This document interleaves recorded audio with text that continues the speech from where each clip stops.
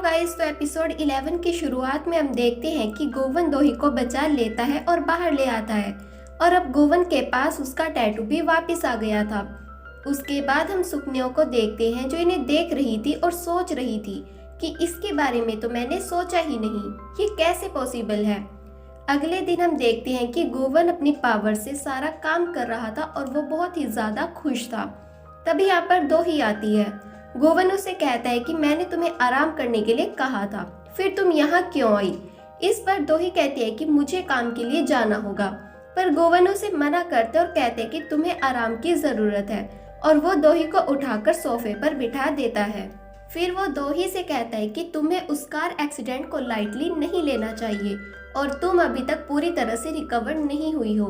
पर दोही कहती है कि मैं बिल्कुल ठीक हूँ, तुम्हारी पावर्स ने मुझे बिल्कुल ठीक कर दिया है, क्या तुम्हें अपनी पावर्स पर विश्वास नहीं है। गोवन कहते हैं कि ऐसा नहीं है, पर तुम पर अटैक करने वाला अभी तक पकड़ा नहीं गया है। लेकिन दोही उसकी एक नहीं सुनती और ऑफिस जाने के लिए अपनी ड्रेस सेलेक्ट करने के लिए चली जाती है। गोवन भी उसकी हेल्प करता है, फिर वो खुद भी चुटकी बजाकर रेडी हो जाता है। पर दोही कहती है कि ये कपड़े अच्छे नहीं लग रहे, इसलिए गोवन अपने कपड़े चेंज करता है, पर दोही उन सब के लिए मना करती है। फिर वो गोवन को एक फोटो दिखाती है, जिसके बाद गोवन एक चुटकी बजाता है और वैसी ही ड्रेस पहन लेता है। फिर वो दोही से पूछता है कि मैं कैसा लग रहा हूँ, पर दोही कुछ नहीं बोलती और बस उसे देखती ही रहती है। गोवन दोही से कहता है कि कैसा रहेगा अगर हम मैचिंग आउटफिट पहने। फिर गोवन दोही का हाथ पकड़ता और दोही के कपड़े भी चेंज हो जाते हैं। उसके बाद गोवन दोही को लेकर सुकन्या के पास आता है और उसे चिढ़ाता है। वो सुकन्या से कहते हैं कि देखो हम दोनों साथ हैं, मैंने अपनी पावर्स भी वापस ले ली और दोही को भी बचा लिया। सुकन्या गोवन को कॉन्ग्रेचुलेशंस बोलती है। गोवन कहता है कि मैं जीत गया और वो दोही को लेकर यहाँ से जाने लगता है। दोही गोवन से पूछती है कि क्या तुम इसे जानते हो। गोवन कहता है कि मेरी बॉस है। सुकन्या अपनी पावर से एक सिक्के को हवा में उड़ा रही थी। दोही उसे ऐसा करते हुए देख लेती है। फिर वो गोवन से पूछती है कि सच में ये तुम्हारी बॉस है। फिर ये दोनों यहाँ से चले जाते हैं। अगले सीन में हम देखते हैं कि गोवन और दोही ऑफिस आ जाते हैं और गोवन काफी खुश था। उसके बाद गोवन एक केक लेकर आता है।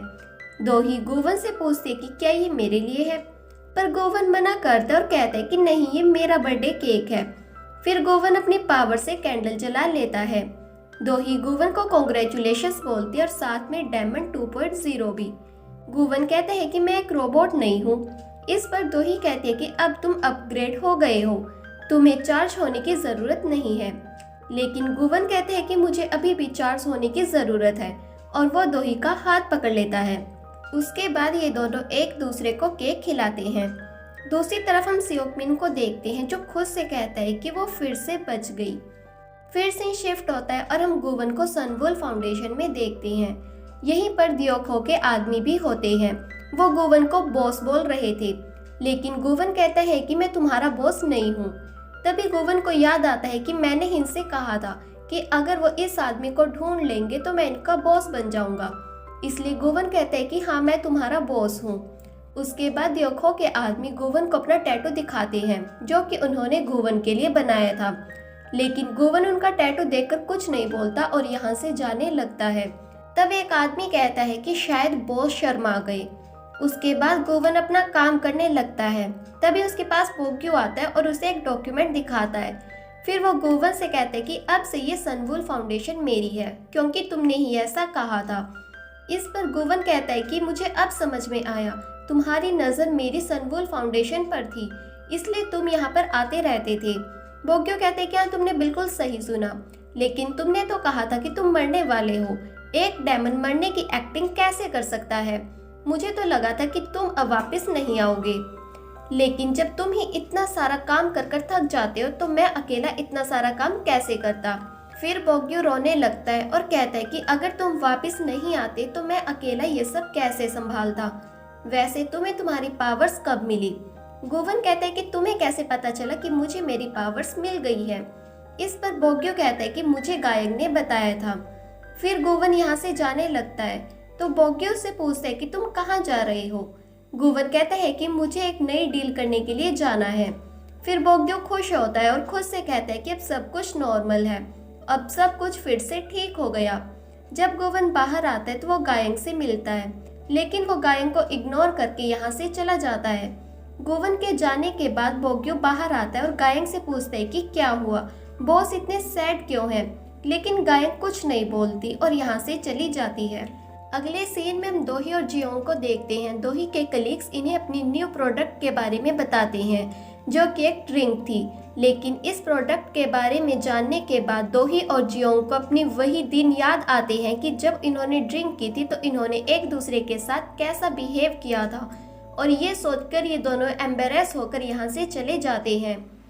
फिर सीन शिफ्ट होता है और हम गोवन को देखते हैं जो सबसे ऊंची बिल्डिंग पर होता है और सोच रहा था कि मुझे कॉन्ट्रैक्ट के लिए किसी को ढूंढना होगा। फिर गोवन खुद से कहता है कि मुझे वो मिल गया। वहीं हम एक आदमी को देखते हैं जो कि एक फोटो को देख रहा था और सोच रहा था कि तुम मुझे क्यों नहीं पहचान रही हो, तुम मुझे कब पहचानोगी। इससे हमें पता चलता है कि जो इसकी वाइफ है उसे भूलने की बीमारी है। तभी यहाँ पर गोवन आ जाता है और इस बूढ़े आदमी से कहता है कि मैं तुम्हारी एक विश पूरी कर सकता हूँ, लेकिन उसके बदले में तुम्हें 10 साल के बाद नर्क में जाना होगा। ये बूढ़ा आदमी गोवन से पूछता है कि तुम कौन हो। गोवन उसे बता देता है कि मैं एक डेमन हूँ और मैं लोगों की एक विश को पूरा करता हूँ, लेकिन उसके बदले उस आदमी को नर्क में जाना होगा। यहीं पर हम इस बूढ़े आदमी की पत्नी को भी देखते हैं जो कि अपने पति को बुला रही थी, लेकिन जब ये बूढ़ा आदमी उसके पास जाता है तो वो इसे पहचान ही नहीं पाती। फिर ये आदमी गोवन से कहता है कि मैं नर्क जाने के लिए तैयार हूँ। गोवन कहता है कि तुम अभी भी सोच लो, क्योंकि इसके पास ज्यादा समय नहीं है, तो क्या तुम इसके बदले में नर्क जाना चाहोगे। ये बूढ़ा आदमी कहता है कि हाँ, मैं नर्क जाने के लिए तैयार हूँ। फिर गोवन चुटकी बजाता है और ये महिला अपने पति को पहचान लेती है। फिर अपने पति से कहती है कि मैंने तुम्हें कितनी बार पुकारा पर तुम मेरे पास क्यों नहीं आए। ये बूढ़ा आदमी कहता है कि मैं तो तुम्हारे पास ही था पर तुमने मुझे पहचाना ही नहीं। ये महिला कहती है कि मेरे पास ज्यादा समय नहीं है, इसलिए तुम मेरे बाद अच्छे से रहना, लेकिन एक बात हमेशा याद रखना कि मैं हमेशा तुम्हारे साथ ही रहूंगी, लेकिन तुम मुझे कभी भूल मत जाना। ये आदमी कहता है कि मैं खुद को भूल सकता हूँ, लेकिन मैं तुम्हें कभी नहीं भूलूंगा। और इनकी इमोशनल बातें सुनकर गोवन भी रोने लगता है। उसके बाद ये महिला मर जाती है और गोवन भी यहाँ से चला जाता है। फिर गोवन दोबारा से उसी ऊंची बिल्डिंग पर आता है और सोचता है कि मैं क्यों रो रहा था, मैं पिछले 200 सालों से कभी नहीं रोया, पर शायद ये पसीना होगा, मैं नहीं रो सकता। उसके बाद वो दोही के पास जाता है तो दोही उसे पूछती है कि आज की डील कैसी रही, लेकिन गोवन कहता है कि आज का दिन बिल्कुल भी अच्छा नहीं था। फिर दोही कहती है कि चलो उस कल्प्रिट को पकड़ने के लिए चलते हैं। ये सुनकर गोवन खुश हो जाता है और कहता है कि हम कहाँ से शुरू करें। तो दोही कहते हैं कि हम सोक्चो से शुरू करते हैं, क्योंकि उस कल्प्रिट को पता था कि हम सोक्चो जाने वाले हैं। ये इन्फॉर्मेशन जरूर किसी ने लीक की होगी, लेकिन हम सोक्चो जाने वाले हैं ये तो सिर्फ बोग्यो, गायंग और जूसेओ को ही पता था। लेकिन गोवन कहता है कि इसके बारे में जियोंग भी जानती थी, पर दोही कहती है कि मुझे उस पर पूरा विश्वास है, वो ऐसा नहीं कर सकती। लेकिन तभी ये दोनों देखते हैं कि वो बहुत ही अजीब बिहेव कर रही थी। फिर रात को जियोंग छुपते छिपाते कहीं पर जा रही थी। गोवन और दोही भी गाड़ी में उसका पीछा कर रहे थे। गोवन कहता है कि मुझे तो कुछ गड़बड़ लग रही है। दोही कहती है कि मैं जानती हूँ वो ऐसा कभी नहीं कर सकती। तभी हम देखते हैं कि जियोंग के पास एक आदमी आता है और उसके हाथ में सेब का एक बॉक्स था। दोही कहती है कि शायद इसने उस कल्प्रिट से रिश्वत ली होगी। फिर हम देखते हैं कि जियोंग उस बॉक्स को ले लेती है। दोही और गोवन भी गाड़ी से बाहर आ जाते हैं और उनकी फोटोज लेने लगते हैं ताकि इनके पास कोई प्रूफ हो। लेकिन तभी ये देखते हैं कि वो दोनों किस करने लगते हैं और फिर इन्हें पता चलता है कि आदमी और कोई नहीं बल्कि बोग्यो है। फिर ये सब गाड़ी के अंदर आ जाते हैं और इन्हें पता चलता है कि उस बॉक्स के अंदर तो केक था। दोही इनसे पूछती है कि ये सब कब शुरू हुआ, तो बोग्यो कहते हैं कि जब गोवन ने मुझे जियोंग को उसके घर पर छोड़ने के लिए कहा था तो उस दिन हमारे बीच पहली किस हुई थी। फिर जियोंग दोही से कहती है कि प्लीज मुझे माफ कर देना, लेकिन बोग्यो कहता है कि तुम्हें माफी मांगने की कोई जरूरत नहीं है, प्यार करना कोई क्राइम नहीं है। फिर जियोंग गोवन से कहती है कि मैं जानती हूँ कि तुम एक डेमन हो और तुम्हारे पास बहुत सी पावर्स हैं, तुम चिंता मत करो, मैं ये बात किसी को भी नहीं बताऊंगी। फिर ये यहाँ से चले जाते हैं। उसके बाद दोही और गोवन अपने अपार्टमेंट के अंदर आ जाते हैं गोवन दोही से कहता है कि चलो बाहर चलते हैं और वो दोही के पास आने लगता है, लेकिन दोही उसे धक्का मारकर नीचे गिरा देती है और फिर गोवन जबरदस्ती बेड के ऊपर आ जाता है। अगले सीन में हम देखते हैं कि दोनों सोए हुए थे। गोवन को फिर से वही सपना आता है और उसे फिर से वही लड़की दिखाई देती है और हमें पता चलता है कि इस लड़की का नाम वॉल्सिम है। गोवन इसे वही प्लस का निशान पहनाता है, लेकिन अभी हमें इस लड़की का चेहरा नहीं दिखाया जाता। नेक्स्ट डे गोवन सुकन्यो के पास आता है और कहता है कि मुझे फिर से वही सपना आया जब मैं एक इंसान था। मुझे बार बार ये सपना क्यों आ रहा है? मैं जानता हूँ कि तुम इसके बारे में कुछ तो जरूर जानती हो, प्लीज मुझे बताओ। सुकन्यो कहती है कि शायद तुम उस लड़की को भूलना नहीं चाहते या फिर तुम फिर से इंसान बनना चाहते हो और अपने ह्यूमन इमोशंस को नहीं छोड़ रहे। लेकिन गोवन कहता है कि मैं दोबारा से इंसान नहीं बनना चाहता और फिर गोवन यहाँ से जाने लगता है। तो सुकन्यो पीछे से कहती है कि किस्मत में उलझे दो लोग फिर से मिल रहे हैं क्योंकि नियति फिर से खुद को दोहरा रही है और फिर गोवन यहाँ से चला जाता है। उसके बाद गोवन सनवुल फाउंडेशन में जाता है और उन्हीं पेंटिंग्स को देख रहा था। फिर वो गायन की परफॉर्मेंस देखने के लिए चला जाता है जो कि सेम वैसा ही डांस कर रही थी जैसा कि वॉल्सिम करती है। फिर से शिफ्ट होता है और हम सियोकमिन को देखते हैं। वो दोही से मिलने उसके ऑफिस में आता है और दोही से कहता है कि मैं तुम्हारी कंपनी में इन्वेस्टमेंट करना चाहता हूँ, लेकिन दोही इसके लिए मना कर देती है। इस पर सियोकमिन कहता है कि हम एक फैमिली है और हमें एक साथ मिलकर काम करना चाहिए। फिर वो दोही को एक फोटो दिखाता है और कहता है कि ये तुम्हारी फैमिली है। मुझे ये फोटो च्योंसुक के सामान में से मिली। मेरी मॉम तुम्हारे पेरेंट्स का ख्याल रखती थी कि तुम्हारे पास ऐसी कोई फोटो है, लेकिन दोही मना कर देती है। इसलिए सियोकमिन उसे ये फोटो दे देता है और फिर ये दोनों बाहर आ जाते हैं। सियोकमिन दोही से कहते हैं कि हमें पुरानी बातों को भूल जाना चाहिए और साथ में मिलकर काम करना चाहिए। तभी यहाँ पर गोवन आ जाता है। सियोकमिन गोवन से कहता है कि मैं जानता हूँ कि तुम भी अब हमारी फैमिली का हिस्सा हो, लेकिन मुझे नहीं पता कि मैं तुम्हें क्या कहकर बुलाऊं। फिर गोवन कहता है कि हम भाई हैं और उसके बाद सियोकमिन यहाँ से चला जाता है। जब सियोकमिन यहाँ से जाने लगता है तो उसे याद आता है कि उसने गोवन के हाथ पर वही टैटू देखा था। इसका मतलब है कि गोवन को उसकी पावर्स वापस मिल गई।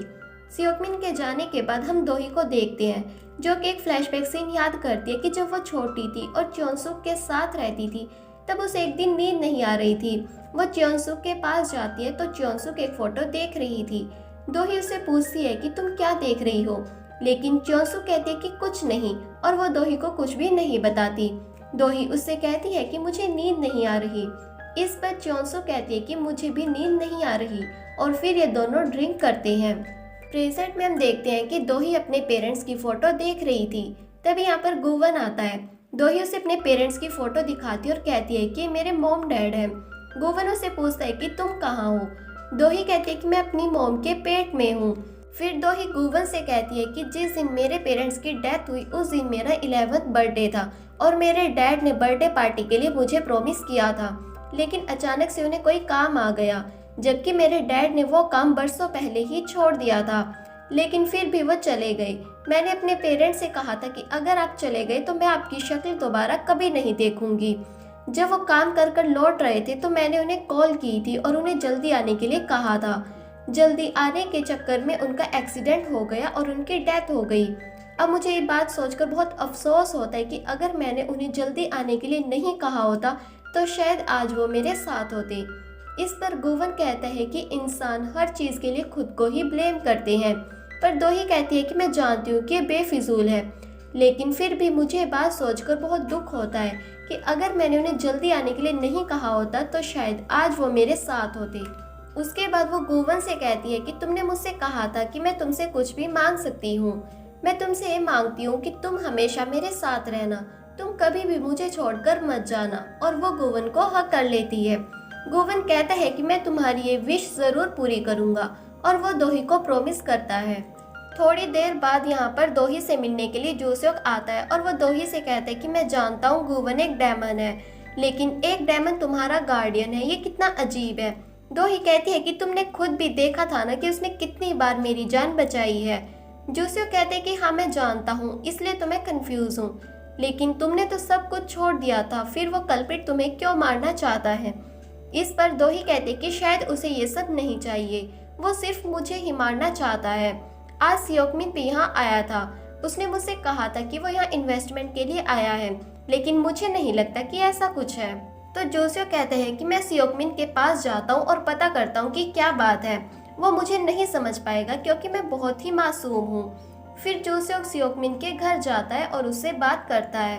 वो उससे दोग्योंग के बारे में पूछता है तो सियोकमिन कहता है कि वो एक बिजनेस ट्रिप पर गया है। जोसियो कहता है कि वैसे आप दोही के पास क्यों गए थे, मैं भी आपके साथ ही काम करना चाहता हूँ। सियोकमिन कहता है कि मैं तो उसकी हेल्प करने के लिए गया था क्योंकि आखिरकार हम एक फैमिली है। फिर जोसेफ बाहर आकर दोही को कॉल करता है और कहता है कि यहाँ पर दोग्योंग नहीं है, लेकिन ये बहुत ही अजीब बिहेव कर रहे थे, यहाँ कुछ तो गड़बड़ है। और साथ ही मैंने एक कमरे में एक बुक भी देखी थी जिस पर डेमन लिखा हुआ था। वहीं हम सियोकमिन को देखते हैं जो कि सीसीटीवी कैमरे की मदद से जोसियो को देख रहा था और फिर उस किलर के फोन को वो दोग्योंग के ड्रॉर में डाल देता है। उसके बाद हम एक रूम में दोग्योंग को देखते हैं। उसके पास सियोकमिन आता है। दोग्योंग उसे पूछता है क्या दोही मर गई, पर सियोकमिन कहता है कि तुम फिर से खुद को प्रूव करने में फेल हो गई। अब तुम्हें पुलिस स्टेशन जाना होगा और अपनी गलती को कबूल करना होगा कि तुमने ही सबको मारा है और दोही को भी तुमने ही मारने की कोशिश की थी।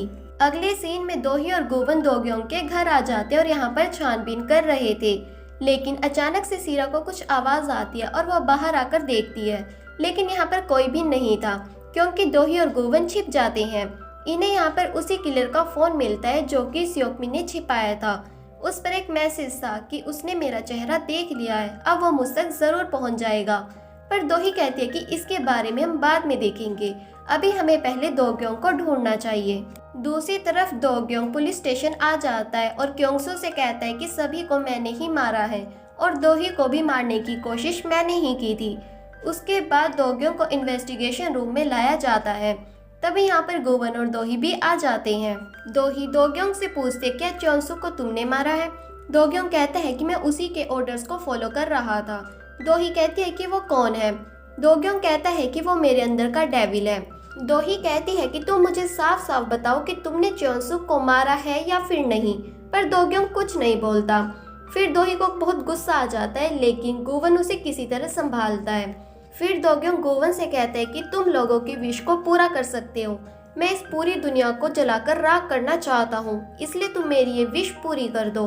दूसरी तरफ हम सियोकमिन और सीरा को देखते हैं। सीरा सियोकमिन से कहती है कि वैसे दोग्योंग बाहर कब आएगा, वैसे भी उसकी हालत ठीक नहीं है। इस पर सियोकमिन कहता है कि उसने अपनी ही फैमिली को खत्म कर दिया। क्या मुझे इसके लिए तुम्हें जिम्मेदार ठहराना चाहिए कि तुमने एक शैतान के बच्चे को जन्म दिया है। सीरा सियोकमिन से माफी मांगती है और यहाँ से चली जाती है। फिर सीन शिफ्ट होता है और हम गोवन, दोही और जोसियो को साथ में देखते हैं। दोही से कहती है कि अगर दोग्योंग ने सच में क्योंगसू को मारा है तो मुझे इस बात का डर है कि उसकी मेंटल कंडीशन की वजह से उसे छोड़ ना दिया जाए। लेकिन जोसियो कहते हैं कि ऐसा कुछ नहीं होगा, उसे सजा जरूर मिलेगी। उसके बाद गोवन और जोसियो बाहर आते हैं। जोसियो गोवन से कहता है कि चलो ड्रिंक के लिए चलते हैं। उसके बाद ये दोनों ड्रिंक करने के लिए आ जाते हैं। जोसियो गोवन से कहता है कि क्या तुम दोही से प्यार करते हो, पर गोवन कहता है कि मुझे इंसानों से नफरत है और मैं इंसानों से प्यार नहीं करता। जोसियो कहता है कि हाँ मैं जानता हूँ कि तुम एक डेमन हो और तुम्हारे पास पावर्स हैं, लेकिन मैं ये चाहता हूँ कि तुम हमेशा दोही का ख्याल रखो और उसे हमेशा खुश रखो। वैसे भी मैं तुम्हारा सीनियर हूँ और तुम्हें मेरी रिस्पेक्ट करनी चाहिए। गोवन कहता है कि ओह मैं तो तुमसे डर गया। दूसरी तरफ हम गायन को देखते हैं जो कि दोही से मिलने आई थी और दोही से कहती है कि मैं यहाँ तुमसे माफी मांगने के लिए नहीं आई। दोही कहती है कि हाँ मैं जानती हूँ, लेकिन गोवन को उसकी पावर्स वापस मिल गई और हम दोनों में से किसी को भी कुछ नहीं हुआ, तो चलो ड्रिंक करते हैं। फिर ये दोनों ड्रिंक करने लगते हैं। तो गायन कहती है कि मैं पहली इंसान हूँ जिसने गोवन को देखा था, वो मेरे लिए मेरी माँ की तरह है जिसने मुझे नर्क से बाहर निकाला। दोही कहती है कि हाँ मेरे लिए भी वो सेम ऐसा ही है। गायन कहती है कि तुम्हें इतना अच्छा बनने की जरूरत नहीं है और फिर गायन यहाँ से जाने लगती है। वो दोबारा दोही से यही कहती है कि ये मत समझना कि मैं यहाँ तुमसे माफी मांगने के लिए आई थी, और फिर गायन यहाँ से चली जाती है। उसके बाद गोवन जोसेफ को अपने अपार्टमेंट में ही ले आता है क्योंकि जोसेफ ने बहुत ज्यादा ड्रिंक कर ली थी। उसके बाद गोवन अचानक से दोही के सामने आ जाता है जिससे दोही डर जाती है। गोवन दोही से पूछता है क्या तुमने ड्रिंक की थी, पर दोही मना कर देती है। गोवन कहता है कि जब तुम खुश होती हो तब तुम ड्रिंक कर सकती हो, लेकिन जब तुम दुखी होती हो तब तुम ड्रिंक मत किया करो, क्योंकि तुम्हें दुखी देखकर मुझे बहुत दुख होता है। लेकिन दोही कहती है कि मैंने ड्रिंक नहीं की और वो वहाँ से चली जाती है। फिर गोवन सोचता है कि ये ड्रिंक की स्मेल मेरे में से आ रही है। उसके बाद हम देखते हैं कि जब जोसेफ उठता है तो उसके हाथ पर लिखा हुआ था कि इसे खोलो, इसके अंदर एक सरप्राइज है। जब जोसेफ इसे खोलता है तो वो देखता है कि उसका हाथ तो बिल्कुल ठीक हो गया है। फिर वह एक हल्की सी स्माइल करता है। वहीं हम गोवन और दोही को देखते हैं जो कि सोए हुए थे। तभी गोवन को वो सपना फिर से आता है जब वो इंसान था, और हम देखते हैं कि वोल्सिम और कोई नहीं बल्कि दोही है।